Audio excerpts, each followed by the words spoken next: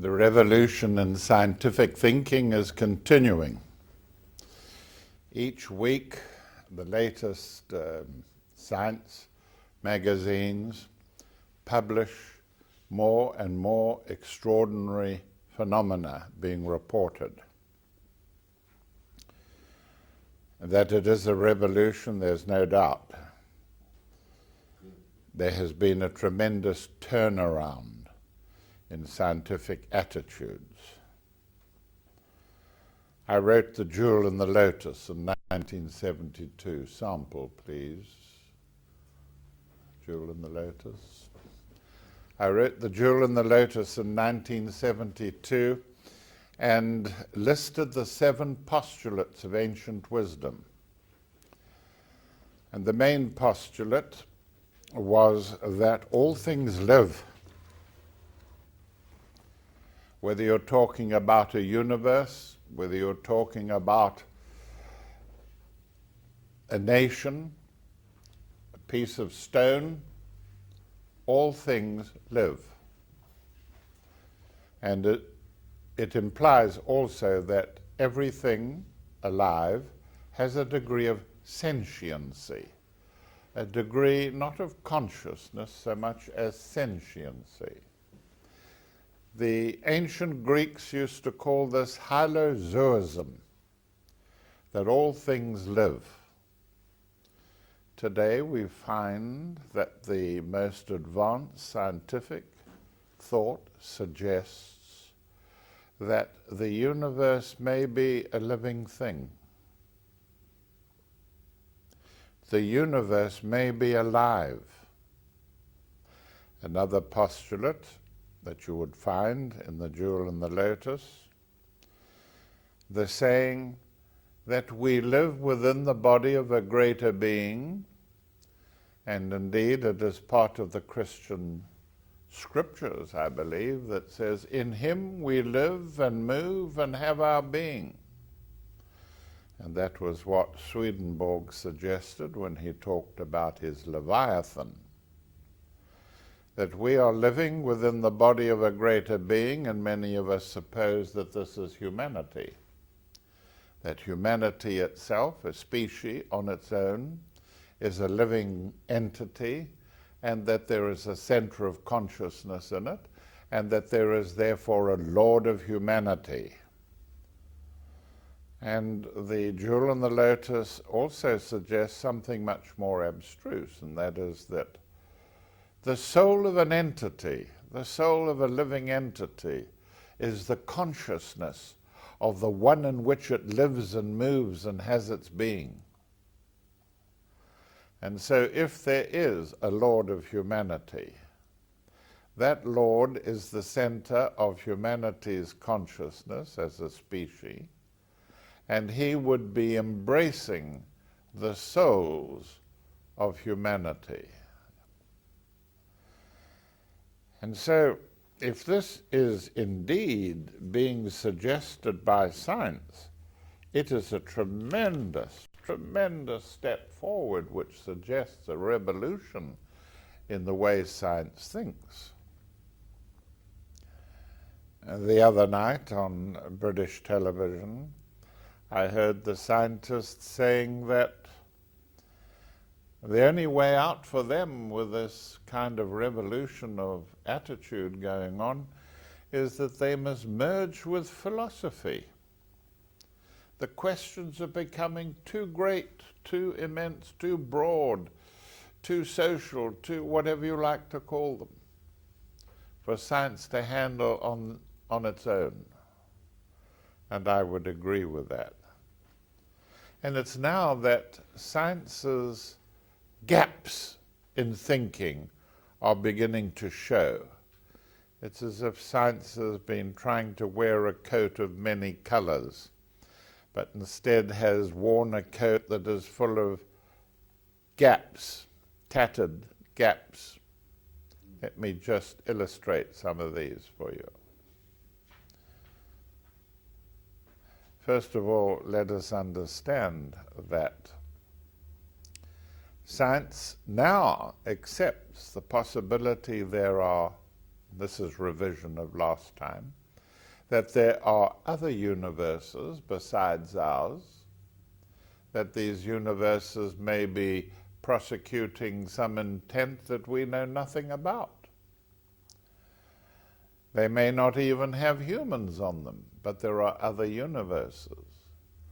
It suggests even that we should call this our own universe part of a multi-universe.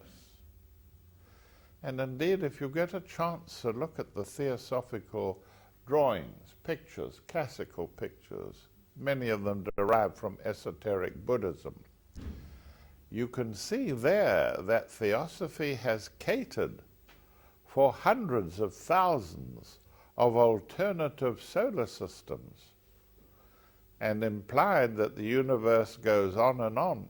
Now, the importance of this scientific discovery, the importance of it is the suggestion that therefore, because the universe is infinite, anything can happen or everything can happen.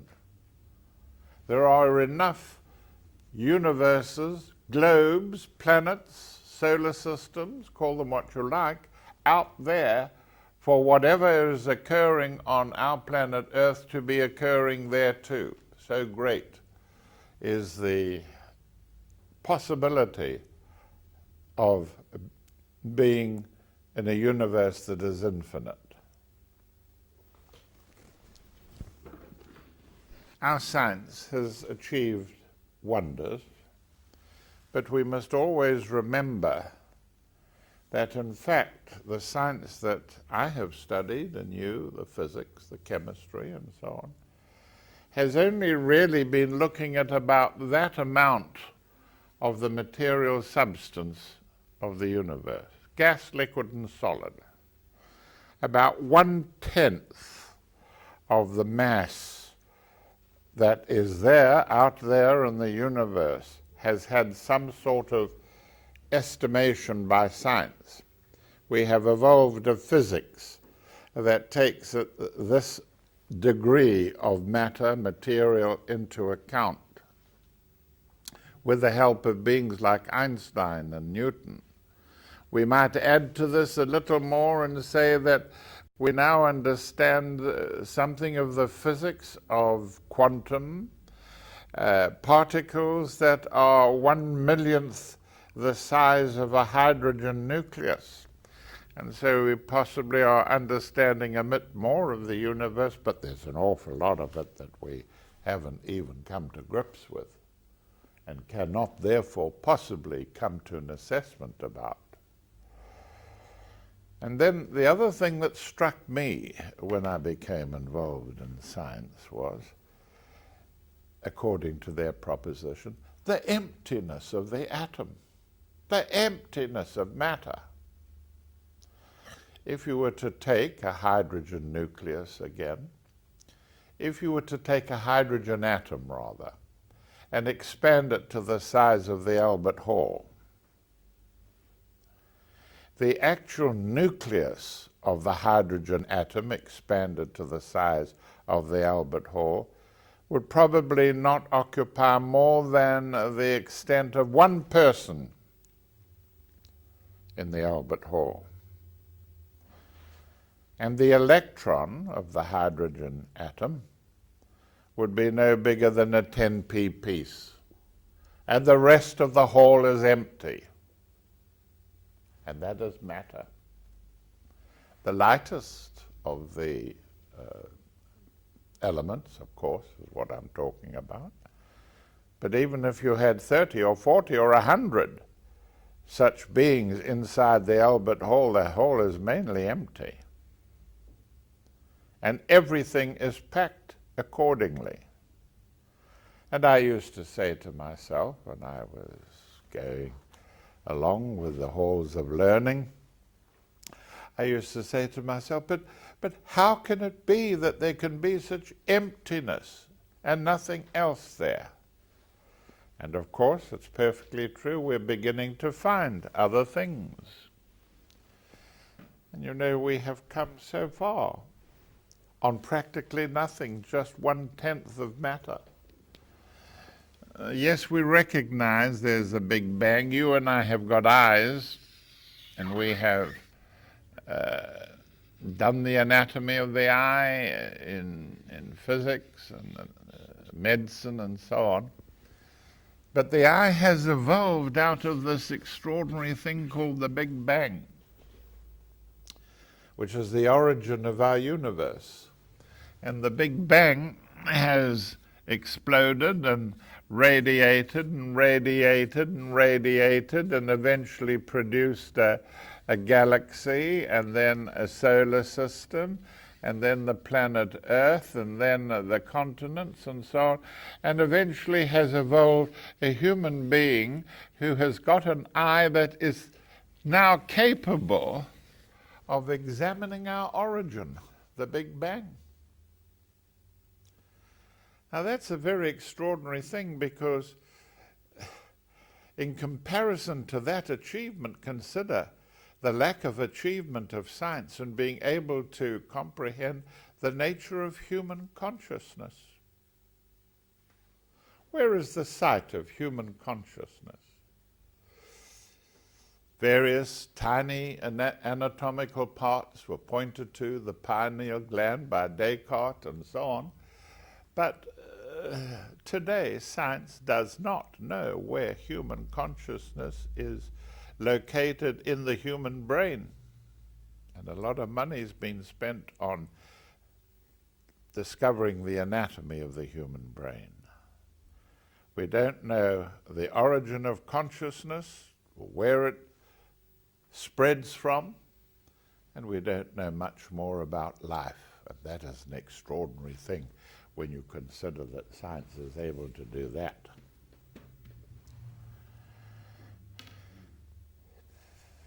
And you've heard me say again and again that theosophy maintains that there is an immense structure which we call the life of our solar system, but we talk about 10 planetary schemes making up that life of our solar system.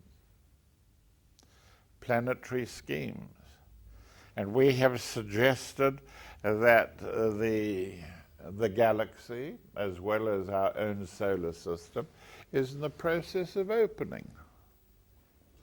And that we ourselves are made up of chakras, force centers. Even if they're only figurative, they help in understanding consciousness, in what we call the chakras, the opening of force centers in our subtle vehicles. And so there is no argument about it that science is beginning to accept what it would not take through the spiritualistic phenomena. And we must never forget that those phenomena were demonstrated and ignored by science. The vacuum of Sir Oliver Lodge is still there. And esoterically, we know things about the energy that emerges from a vacuum that science hasn't even dreamed of.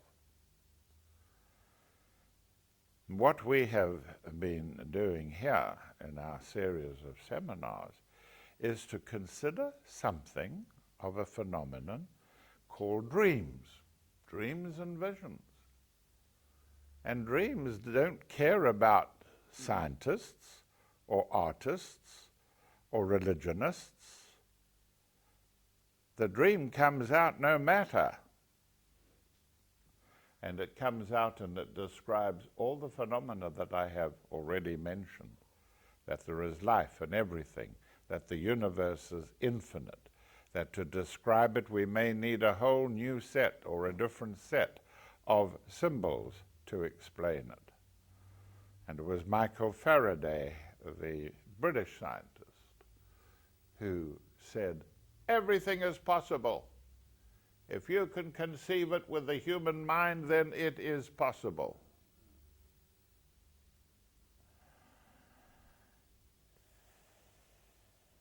And then we began to look at the extraordinary phenomenon of light, and the possibility that light might be providing phenomena that we had not taken into account. We suggested that if we were looking at the Earth in the time of the Napoleonic era, we were looking at the Earth, that's the symbol of the Earth in astrology, that events were occurring on the Earth, mainly in Europe, associated with Napoleon Bonaparte, and that period occurred around 1815. But let us say that light leaving the Earth, traveling at 187,000 miles a second, reached a star, which was 187 light years away. A star 187 light years away would mean that if they had the equipment to do it, beings on that star would be capable of seeing what was occurring on the Earth during the time of Napoleon Bonaparte. They would be ahead in such a way that light would reach them that had left the planet 187 years ago and would be giving pictorially, as it were, the events of Napoleon Bonaparte. Now, the suggestion that is being made is that light not only gives a picture. We say that there are limits to the light that is being emitted. We say, for instance, that in the precincts of the Earth, there is a barrier. We have no way of describing it except to call it the ring pass knot of the Earth.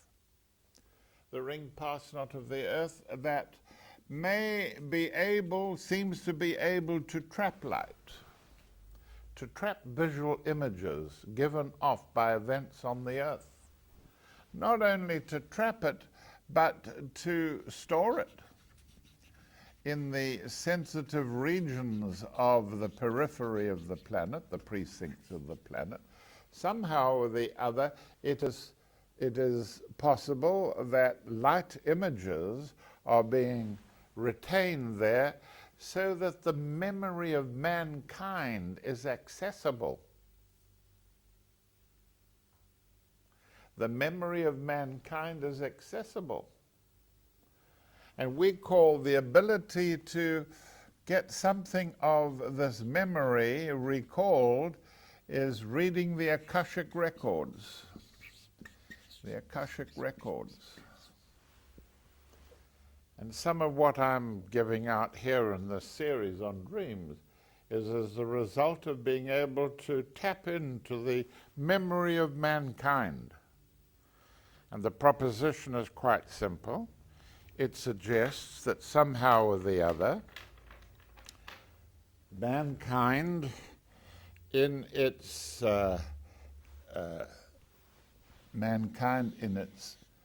not just in its physical body, which enables it to feel pain and so on, but somehow or the other, mankind gives off, or rather associates, emotional content, astral, affect, associates affect with the emissions of his own light sources. In other words, if something happens to me and I am in a battle which embraces 1,000 men and some target or the other, and I am hurt, or many are hurt, that in our pain and our wounding and our experience, we somehow give off, as we experience it, the affect of the experience. And the two together reach into the periphery of the planet and help to give an emotional and astral background to a light event, an event that has occurred on the earth associated with intense feeling, especially there are lots of people involved. And I quoted last time, if I recall, the great battle of the Spartans against the Persians in ancient days, and imply that embedded in the periphery of the planet there are regions where there are nodes of memory which can possibly be contacted by certain techniques. Not only this, but we are suggesting, esoteric science is suggesting, that not only are there stars and their planets receptive to light emissions from the Earth, but they may be sensitive enough to act like a photographic plate. That maybe a whole globe or a starry replica is being formed as a result of Earth experiences. And we have then quoted again the fact that we are part of a globe, part of a series of 7 globes, A, B, C, and our globe Earth, and the 3 that follow, and these become denser, like a baby grossens, and out of water, the watery fertilized egg turns the water into a milky substance of calcium, and then changes it into cartilage, and from cartilage into bone, and we have a material being formed. Similarly, there is dematerialization in old age, and this process goes on in planets.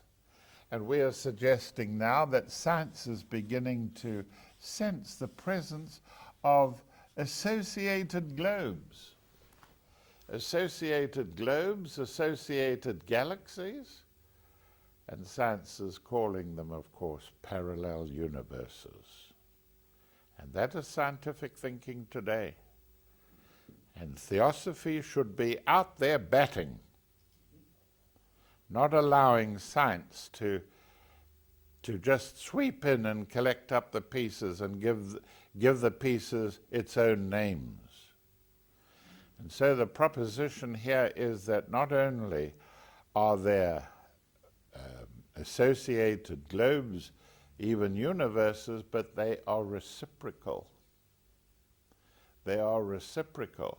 Not only do they copy what is being given off by the Earth, but they reciprocate, they send back. If I'm going to observe somebody, here I am, and I'm going to observe something, an object, let's say a pine tree. There's a pine tree, and I observe it. I change the pine tree through my observation, using these things again. Now that is a scientific fact under quantum physics, that we change what we observe. Not only that, but what comes back reciprocated changes us. We are changed by what we observe. And so there are extraordinary things involved here. And last time I spoke to you, I talked about the factor of life after death, which is the great phobia that mankind suffers from, the fear of death. And I'm suggesting that when we fall asleep totally unconscious, there is no need for symbols, because we become, not all of us, some of us, those of us who have the mental capacity, and that's a very important factor to understand, those who have the mental capacity are able to emerge in a parallel state, a parallel globe somewhere. When we are totally unconscious, here we become conscious there. And that puts a totally new slant on the whole subject of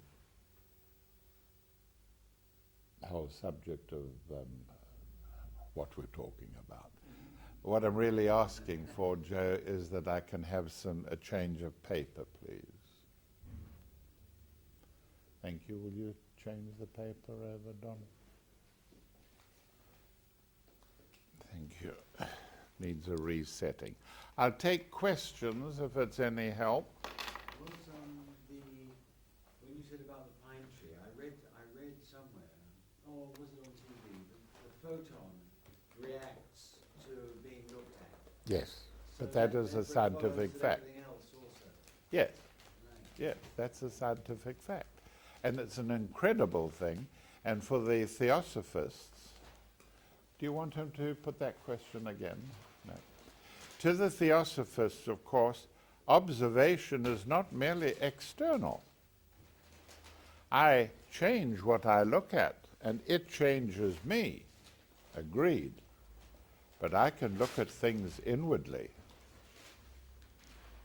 I can look at things such as objects for meditation. And I can change an inner structure which we may have conceived many lives ago, like the egoic lotus, the structure of the soul. Some people see it as an opening lotus flower. And if I can see that inwardly, then I can change it. And it will change me. And that inward observation is very important indeed in spiritual unfoldment. And remember what we said before as well, that there is a silent watcher. And the silent watcher may well be part of the consciousness of the Lord of humanity, who is aware of what he is comprised of, humans. And I am changed by a silent watcher. We call him the Lord of the world, the Ancient of Days, the silent watcher, the eternal youth of 17 summers.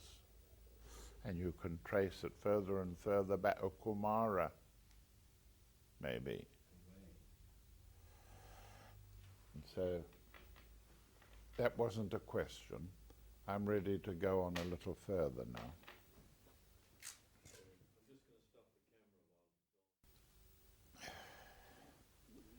You see me have to struggle here with pictures, because sometimes only pictures can convey what I'm trying to say. And here is the physical body of man, the physical body of man. And we know that the physical body is interpenetrated by an emotional or astral body of very tiny particles, and reacts to quantum physics rather than Newtonian physics. We also say that there is a mental structure interpenetrating, and these three together form what we call a lower triad.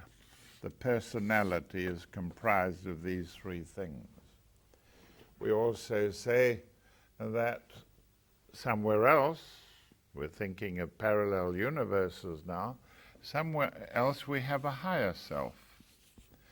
And the higher self is made up of very refined materials, if you like, which we call Atma, Buddhi, and Manas. Atma, Buddhi, and Manas. And it is said that it is possible to build on the content of the higher triad by our efforts on earth. By our efforts on earth, we build the higher triad, and we eventually establish an antakarana.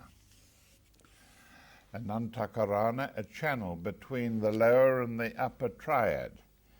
And we talk about, therefore, the various planes of higher consciousness. We talk about the plane of abstract thinking. We talk about the plane of compassion, of love, wisdom, and we talk about the plane of Atma, or persistent will. And we recognize that we're part of an entity which we can variously call the nature of the psyche. Now we're beginning to look at what science thinks of the universe, and we're beginning to find that scientists are saying that the universe may have started off as a mental entity, and I'm going to struggle here to put a quick picture of the human brain with its stalk and its medulla. There it is. The suggestion here is that when science looks at the galaxies, struggles with dark matter, and looks at these tremendous holes where gravity is beyond belief, that the shape of the things that they're studying, the signs of the universe, are tending to reflect living structures. The best they can come up with is the suggestion that our universe, if anything, looks like a membrane. Looks like a membrane that can contain, in our own instance, the human body, neural tissue, nervous tissue, or muscle, or digestive cells, and so on. And so what is emerging is that all the indications are that there are structures which we can identify now with our telescopes, which suggests galaxies and association which in the end are very like a membrane of a lot of cells which we may have pulled off the surface of something like the skin. And the moment, and also similarly remembering chakras, for instance, there are those who believe that our universe is trumpet-shaped, like Convolvulus major, which is the morning glory flower, and all the indications are that this is a great living thing. And there are those scientists who are saying that maybe the universe is like an infinite brain. It's very like the human brain, except that it's dual. It's got two cerebral hemispheres. And the suggestion, therefore, is, if I may intrude here, and I'm looking for the bread knife. Oh, behind me? The suggestion here is that our universe, that we can see and measure and touch and taste, this part of the stick of matter, that our universe is probably the... Are you able to see this, Joe? No, if you just go ahead and do it, and I'll do a cutaway later. Suggests that this part of the loaf is the physical world that we know. Tough, lots of material compacted in it, also softness inwardly, forests, gardens, rivers, seas, and that we can go upwards with man. There it is, that's what I've just shown you, the crust. We can go inwardly with man, and same too with the universe, that there are planes of existence which collectively make up the universe. And I am not just the physical body. I am also part of a greater holistic being. I have all of the holism as part of my psyche. Now they're suggesting that the universe may be like that as well, like a brain that is enlarging infinitely. That's the expansion of the universe, the concept of an expanding universe. And that the universe is expanding, and that somewhere in higher nature there are planes of existence in which we may perhaps exist, part of us exist in the higher plane, and that may continue all the way down into the physical body, or not reach the physical body. And so the suggestion here is that the universe might be a thinking entity, or the multi-universe is a thinking entity, and we would say from the esoteric observation, in whom we live and move and have our being. And you know, quite often, when you tour the world and you lecture at different places, different cultures, different languages, you get a question that is put to you again and again. So, what is God? And no matter how hard you try to avoid taking on such a question, it's not an easy thing to discuss in open lectures. I have to come up sometimes with my concept of God. And I have to explain right at the beginning and say, well, as far as I'm concerned, my God is my personal understanding.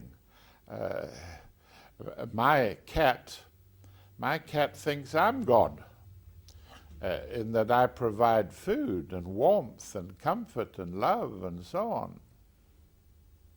And so each entity may have his own concept of God. But for me, the galaxy that we live in with its 300 million stars, may well be a red cell in the body of a greater being. A cell that carries oxygen around the tissues in the physical body by analogy. Then just consider, if you have 6 million of these cells to a pinhead of blood, the extent of the universe, and the concept that there is a divine being infusing it. And you know that is one of the miracles of our society, is that we are so solid. We are terribly solid. You and I have got 2 grams of iron in our body. 2 grams of iron. But we infuse that iron with spiritual intent. We infuse the iron with aspiration. And we drench it with our consciousness. For the iron is in every red blood cell that I've just talked about. So these things are remarkable. And if we come to regard ourselves more holistically, not just as the outer crust of our existence, or as Plato said, the shadow on the wall of the cave. You'll have to look into that elsewhere. But we are a totality, and that totality may be part of an even greater being. But at least it gives us the freedom to expand and to see things by analogy into immense levels of height and expansion. Now, when you look at some of the extraordinary phenomena that have presented themselves in what we call visions, you will remember how we talked about J.B. Priestley's vision last time. He was standing, he had a dream which followed a day in which he had been ringing birds on God's Hill. Hundreds of birds. And then he went to sleep that night and he had a dream vision. And in the dream he was standing on the top of a very high tower looking down on myriads of birds, all flying in one direction. Every kind of bird was there, all the birds in the world. It was a noble sight, he said, this vast aerial river of birds. But it may be that he was embracing a consciousness in the dream state. That's the important thing. The dream gives the opportunity to share the consciousness of the greater being, the psyche. Maybe he was looking at it and able to see that kind of dimension when he was looking at birds in his dream. And he was able to see an aerial river of these birds. He was able to see the whole bird kingdom, as he says. And he said it seemed as if in these circumstances time speeded up, so that I saw generations of birds, watch them break their shells, flutter into life, weaken, falter and die. Wings grew only to crumble, bodies were sleek, and then in a flash bled and shriveled, and death struck everywhere and at every second. What was the...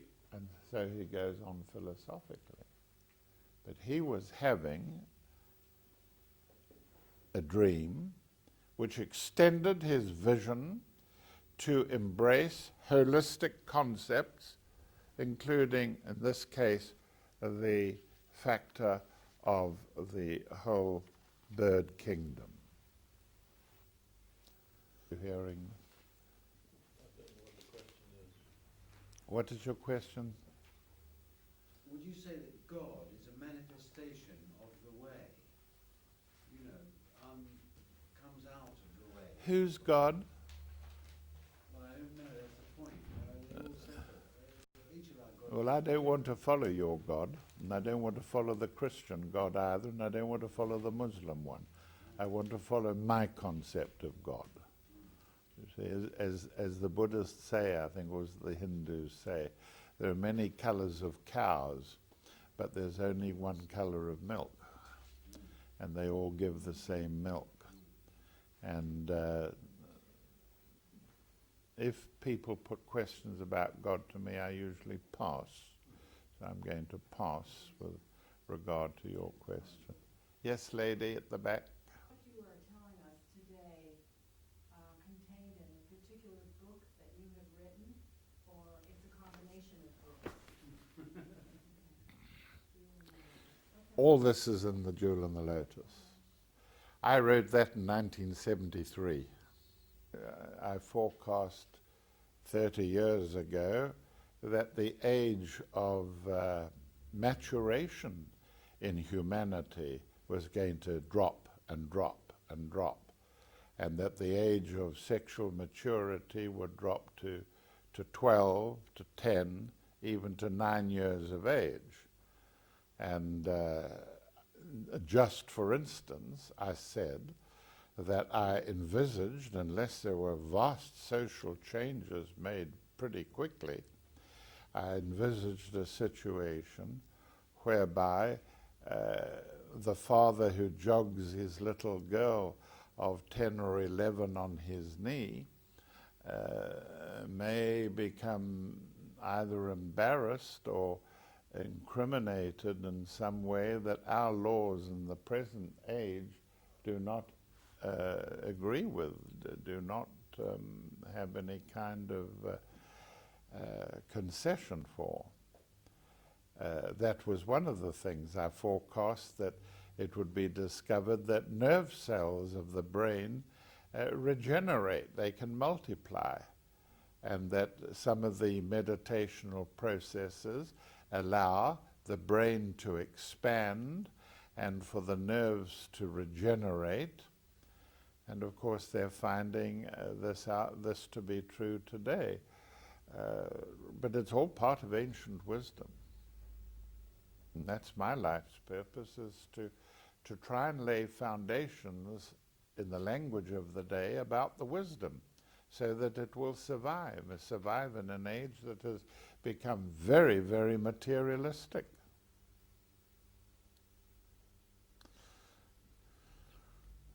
Did I answer your question? Yeah. Good. I'm ready to. Oh, yes. Please do. Thank you. I'm very interested in interpreting dreams, especially my own, keeping a dream journal, and so on. You mentioned, for instance, in Priestley's dream that maybe he accessed some other level of vision where he could see the entire bird kingdom. Through a dream, yeah. How do you begin to separate what's a personal symbol in a dream and something that can be a different vision from another realm?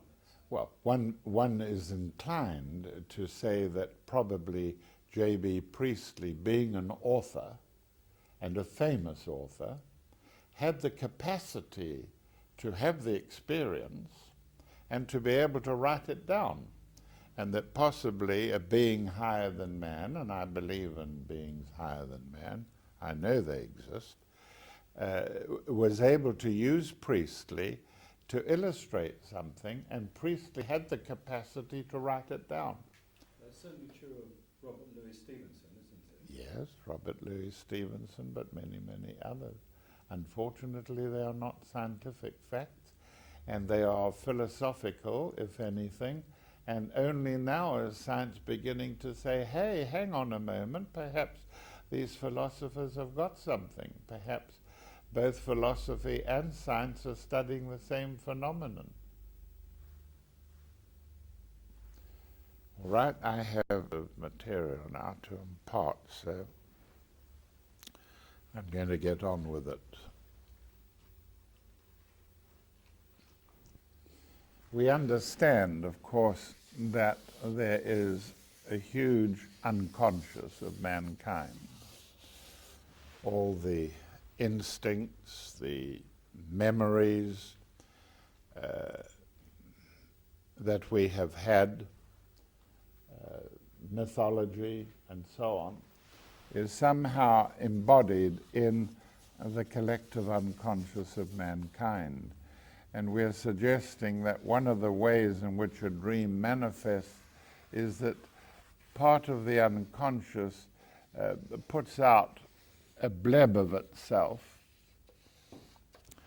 and this may intrude on the consciousness of the human. And so that swelling, that bleb, which I've depicted there, would be seen, by a person in the dream state.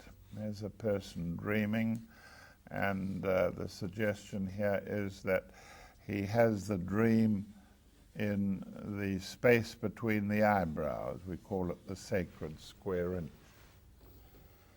And we have to be, as esoteric people, we have to be very protective of that screen. We have to be sure that we can learn to stop unacceptable visual images coming onto the screen, and we call this in yoga, we call it pratyahara.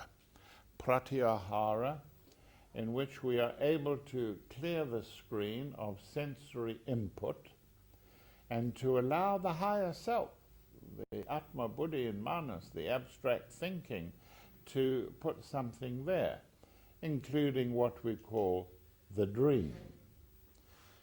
Now, I've studied dreams, of course, for 60 years, and I have been able to observe certain factors about a dream.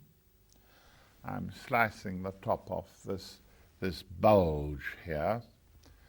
The correct word for it would be a bleb. Nasty word, but there you are. You and I, according to people like Jung, you and I are beings who are stamped by space and time. When I'm born, I'm brought out into the world like you, and I'm confronted with space wherever it happens to be, Finchley, London, and the time of the day is important. I'm stamped by time, and I'm stamped by place, position, in terms of longitude and latitude on the planet. And I am imprinted by space and time, length times breadth times height times time.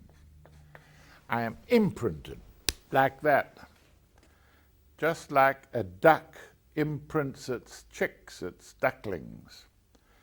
The ducklings fasten onto the first thing that it sees when they hatch out of their eggs, and that becomes their mama, and so they follow the mother duckling. We are similar to that. We are imprinted by the moment of time, the quality of time.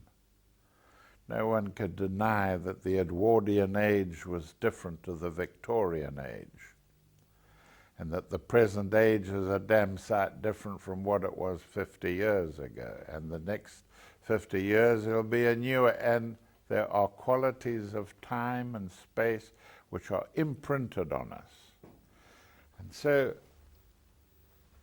I maintain that when we have a dream, the dream here in the space between the eyebrows, the dream content, its symbols, its images and so on, are held in the consciousness long enough for us to remember, and that this can be analyzed, this circular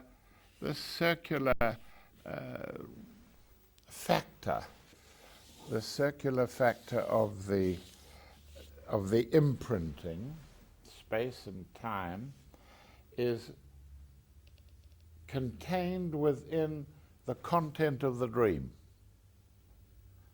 Contained within the content of the dream. And if I'm going to orientate this diagram of the contents of every dream, then I'm going to have to say that this is east, and that is west, and that is north, and that is south. And that I can, through years and years of observation and correlation, I can allocate certain elements of the dreams to different parts of the imprint.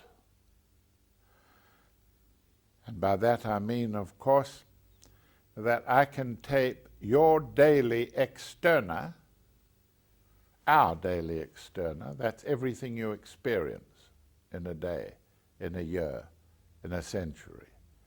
I can take those externa and I can allocate them to certain areas of the this disc, which is the imprint of a dream. We'll come to question time so that you can ask about it. For instance, there are 4 drives. There are 4 drives that hold our personalities together and give them intent and meaning. And the 4 drives are the drive for security, the drive for response, I will love you if you love me back, the desire for new experience, and the desire for recognition. There they are, the kids learn them in college today. Security, response, new experience, and recognition. And so I'm going to say now that the desire for security affects this 12th of the imprint, and that is the desire for security. I want a job. I want a job that pays well. I want a job that gives me a house in the country and one in the city. I want a car for my wife. I want security. So there you have it, security. There. And we will number the segments as 1, 2, 3, 4, 5, 6, 7, 8, 9, 10, 11, 12. And so this is the part of the dream.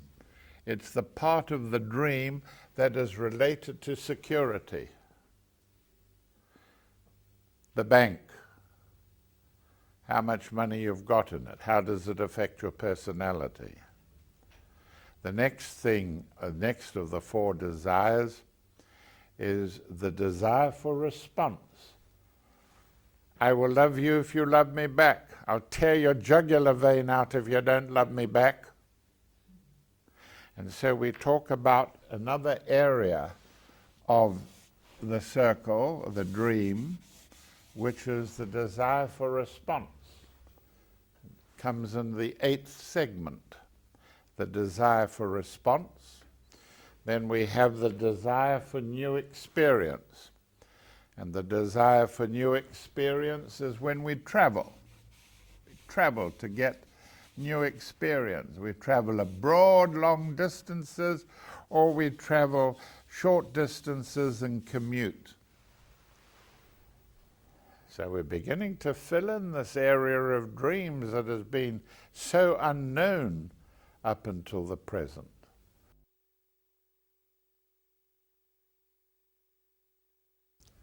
And then the desire for recognition, where you want to be somebody in the world. I want to have letters after my name. I want people to look at me and say, he knows what he's talking about. He's professional. He is this, he is that. People pine for it. They accept it as one of their drives. And the desire for recognition is something that we allocate to the first house. I am. I am. I am Douglas Baker. I am a retired doctor of medicine. I deserve respect. I am. And so where you have I am, the establishment of the personality, and the recognition that you're entitled to, is the 1st and the 5th. So there you are. We have put in the 4 drives that hold the personality together. Then we can take very quickly the environment, the influence of the environment. Which of these dream factors, these dream elements that happened in my dream last night, which of them are related to what parts of my environment? Well, this is much easier, and I'm going to just do this from memory. We say that the 4th is the house, the place of the family. Anything to do with you, your parents, your birth, your family, anything to do with nutrition and the feeding of the baby, the breastfeeding of the baby. 4, number 4, 4th house, family. And then opposite it, we have the house of your business. What kind of business are you in? What is your profession? There it is, 10th. What is the profession? Anything to do with your business. What's your escutcheon? What have you got up outside your business saying what you stand for? The 10th house. This is the house also of heavy karma. Heavy karma, 10th. There it is. Heavy karma.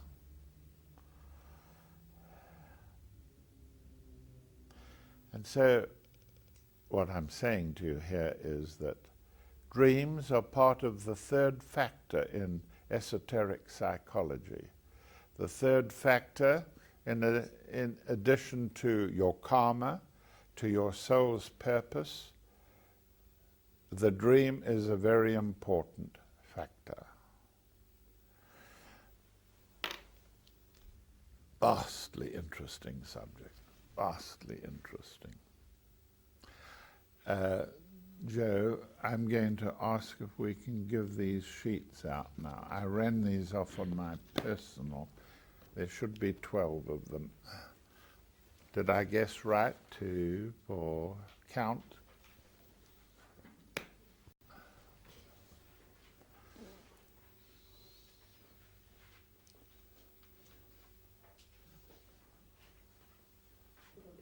You said last week that dreams can be influenced by a person. How do they do it? Are you talking about astrology? Sorry. Dreams? No, what is your Can question? dreams be influenced by a person? The dreams can be influenced. It can influence. By an outside person? Yes. Can you frame your question a little more specifically? The question is, can dreams be influenced by outside people, by an outside person? Certainly. Anything in your environment can affect your dream. There are certain things that definitely affect a dream. If you go yachting and you're on the front of a yacht and you're pulling on the foresail and you're coming about and the yacht is pitching up and down, up and down, up and down for hours on end, you will get that in your dream. No arguments about it. And so there are certain things that each one of us is susceptible to in dreams. But if you keep a spiritual diary, then that is the best help. Let me tell you some things about a spiritual diary. The first thing is you can ask a question in your spiritual diary. It should be, the question should be written down the last moment before you go to sleep.